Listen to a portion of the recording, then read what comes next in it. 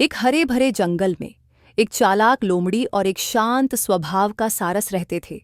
वे दोनों पड़ोसी थे, लेकिन उनके स्वभाव और रूप रंग में जमीन आसमान का फर्क था।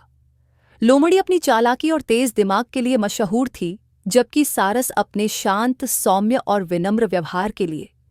लोमड़ी अक्सर अपने पड़ोसी सारस को देखकर मजाक उड़ाती थी। उसकी लंबी टांगें और पतली चोंच उसे अजीब लगती थी, मगर सारस अपने स्वभाव के अनुसार लोमड़ी की इन बातों पर ध्यान नहीं देता था। लेकिन एक दिन लोमड़ी ने एक शरारती योजना बनाई। वह सोचने लगी, क्यों ना सारस के साथ एक मजेदार चाल खेली जाए। इससे मुझे अच्छा मनोरंजन मिलेगा और मैं देखूंगी कि वह कैसी प्रतिक्रिया देता है। अपनी योजना पर अमल करते हुए लोमड़ी सारस के पास पहुंची और मुस्कुराते हुए बोली, मित्र, आज रात मेरे घर भोजन पर आओ।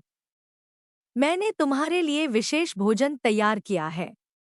सारस, जो दिल से बड़ा, सीधा और उदार था, खुशी खुशी इस निमंत्रण को स्वीकार कर लिया। शाम होते ही सारस अपने लंबे पंख फैलाकर उड़ता हुआ लोमड़ी के घर पहुंचा। उसे दिन भर की थकान और भूख के बाद स्वादिष्ट भोजन की उम्मीद थी। उसकी आंखें चमक रही थीं और पेट भूख से मरोड़ रहा था। लोमड़ी ने सारस का स्वागत किया और कहा, तुम्हारा स्वागत है मित्र। आज मैंने तुम्हारे लिए खास सूप बनाया है।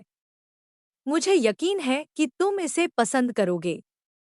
सारस ने उत्सुकता से अपनी लंबी गर्दन झुकाई और देखा कि लोमड़ी ने सूप एक सपाट और चौड़े थाल में परोसा था।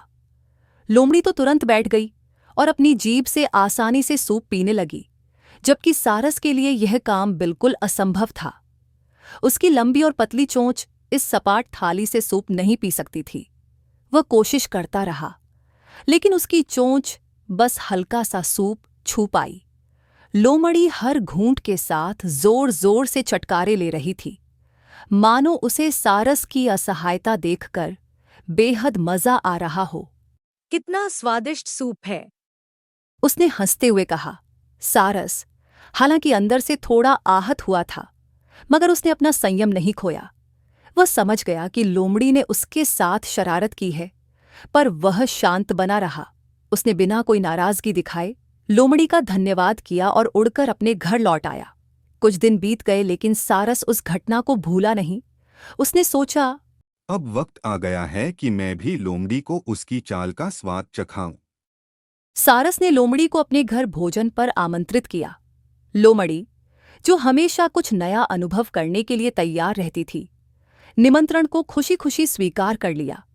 उसे लगा कि सारस तो भोला है, वह कभी बदले की भावना नहीं रखेगा। लोमड़ी ने जैसे ही सारस के घर में कदम रखा, एक स्वादिष्ट मछली की सुगंध ने उसकी भूख को और बढ़ा दिया। उसका पेट जोर जोर से गुर्राने लगा और वह बेसब्री से भोजन का इंतजार करने लगी।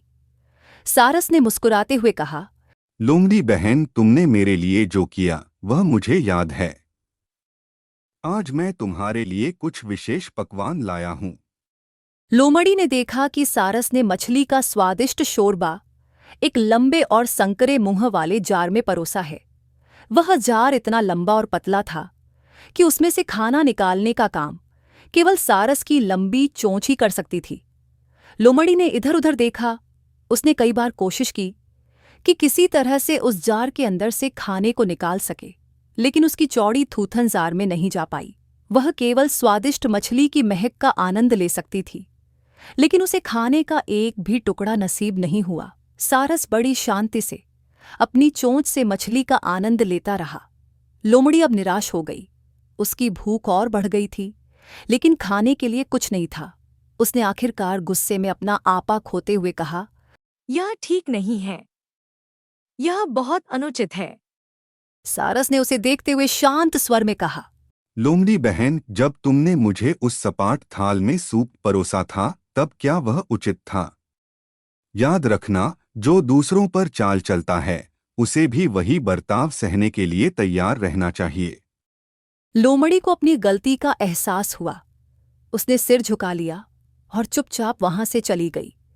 उसने अब समझ लिया था कि दूसरों के साथ की गई चालाकी कभी भी लंबे समय तक नहीं चलती। उस दिन के बाद से लोमड़ी ने अपने स्वभाव में सुधार किया और कभी भी दूसरों के साथ शरारत करने से पहले 2 बार सोचना शुरू कर दिया। इस घटना के बाद सारस और लोमड़ी के बीच एक नई समझ और दोस्ती विकसित हुई। लोमड़ी ने सीखा कि हर किसी के साथ अच्छे संबंध रखना ही असली चालाकी है, और सारस अपनी शांत बुद्धिमानी से एक बार फिर से जंगल में आदर का पात्र बन गया। इस कहानी से हमें ये शिक्षा मिलती है कि जैसा व्यवहार हम दूसरों के साथ करते हैं, वैसा ही व्यवहार हमें भी झेलना पड़ सकता है। दूसरों के साथ चालबाजी या छल करने से बचना चाहिए, क्योंकि अंत में वही चाल हमारे ऊपर भी लौट सकती है। दूसरों के प्रति ईमानदारी और सम्मान से ही सच्चे रिश्ते बनाए जा सकते हैं।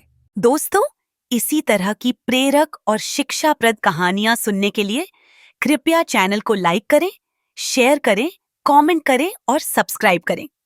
धन्यवाद।